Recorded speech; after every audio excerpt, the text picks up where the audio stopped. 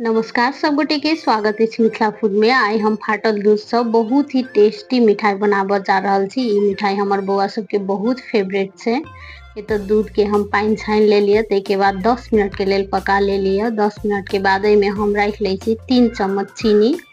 चीनी ये तो कम बेसी कर सके छी, लेकिन चीनी कमे रखला से ही बेसी टेस्टी होय छे। ते द्वारा हम तो 3 चम्मच चीनी रख के एकरा 10 मिनट के लेल और पका ले ली, जब तक कि कनी ड्राई नहीं भ गेले नीक से। अब के हम छोट छोट पार्ट में डिवाइड कर गोल शेप में लड्डू बना ले छी। के शेप अहाँ कोनो भी रख सके छी जे अहाँ के बनावे में इजी होय। के बाद के ऊपर से हम रख ले लिया बादाम के टुकड़ा सब। ड्राई फ्रूट एठन ऑप्शनल छे, अहाँ अपन पसंद के कोनो भी ड्राई फ्रूट रख सके छी या तो बिना ड्राई फ्रूट के भी बना सके छी। ई मिठाई बहुत टेस्टी बने छे, देख सके छी मिठाई देखा में कते टेस्टी लग रहल छे, खाई में ई बहुत ज्यादा टेस्टी छे।